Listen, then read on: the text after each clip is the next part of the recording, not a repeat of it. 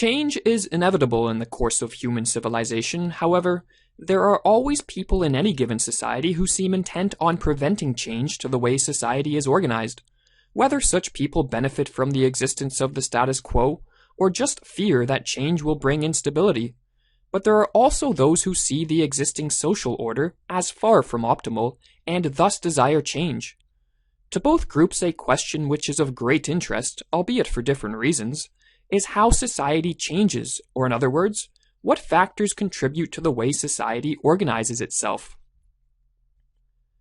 In this lecture, we are going to examine the views of the 20th century philosopher and economist Ludwig von Mises on the issue of societal change. Mises was someone who certainly favored change in his time. Being born in the Austro-Hungarian Empire in 1881, Mises observed firsthand the destruction brought about by the rise of socialism and the totalitarian governments it spawned throughout Europe and Asia. In fact, Hitler's rise to power in the 1930s forced Mises to flee Europe for America, as he was not only a well-known Jewish intellectual, but also one of the staunchest critics of Hitler's National Socialism, and all brands of socialism for that matter. When addressing the question of change in human history, philosophers and historians have often viewed the role played by the individual in shaping the course of events as virtually non-existent.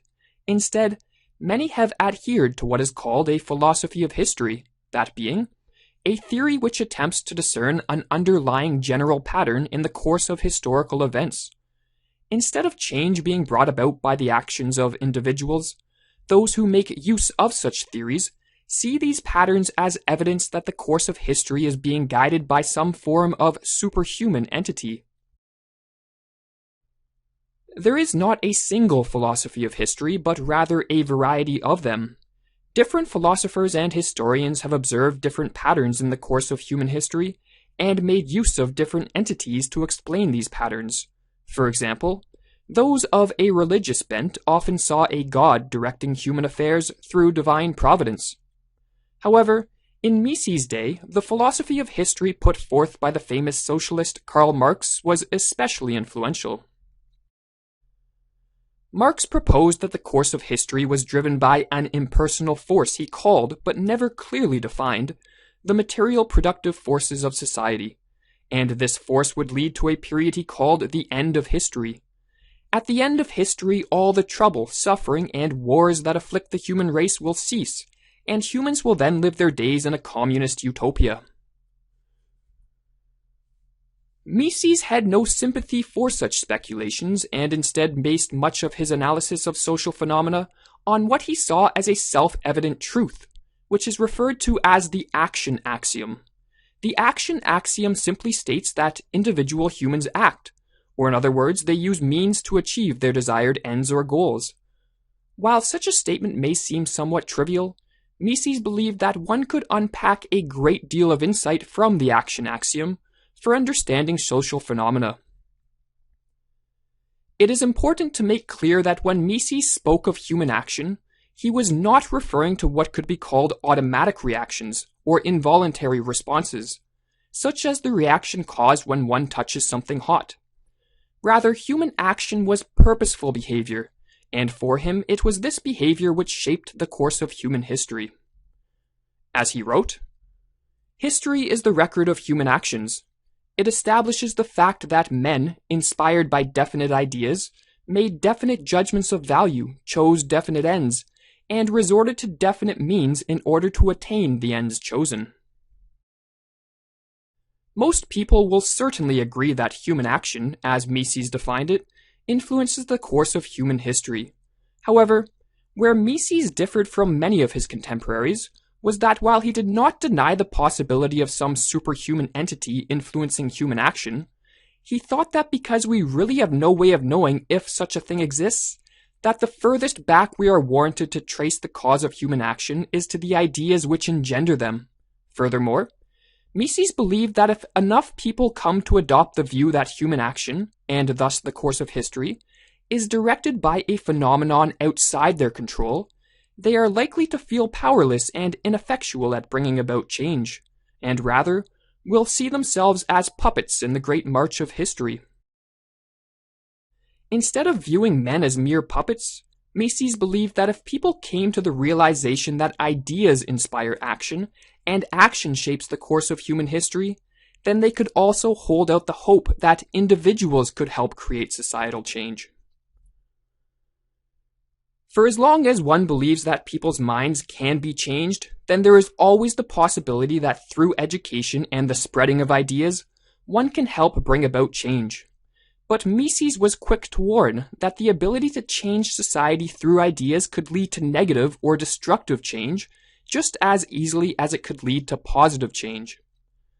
To Mises, the structure of society was largely determined by ideology, or in other words, the ideas one holds concerning social organization and how individuals should conduct themselves. The majority of people spend little time forming their own opinion, let alone ideologies, and instead adopt the ones put forth by those who are viewed as the intellectual leaders of a society. But if the so-called leaders propound spurious ideologies, due to their desire to maintain power, obtain wealth, or just because of plain ignorance, society will ultimately suffer.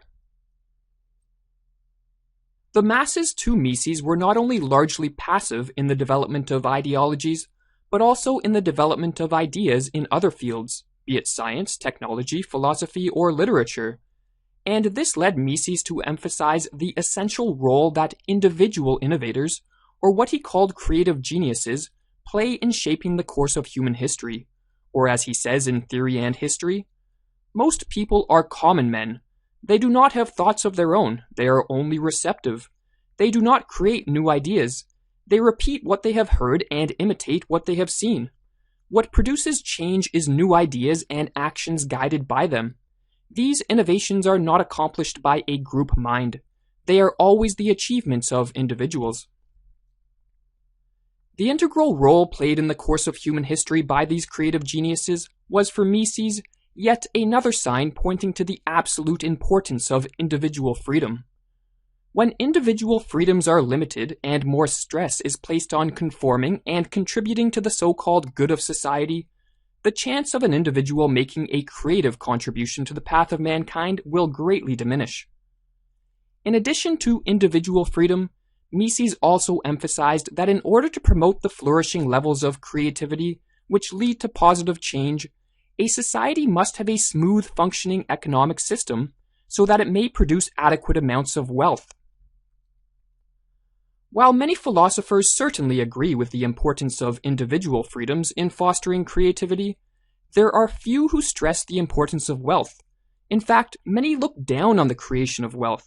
However, as an economist, Mises was not naive to the fact that if most people are constantly worrying about where they are going to get their next meal, it is unlikely they will put much effort into philosophizing, developing innovative technologies, composing music, writing books, or engaging in scientific experiments.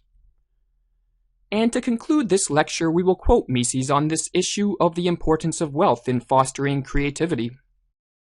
All that society can achieve in these fields is to provide an environment which does not put insurmountable obstacles in the way of genius, and makes the common man free enough from material concerns to become interested in things other than mere breadwinning.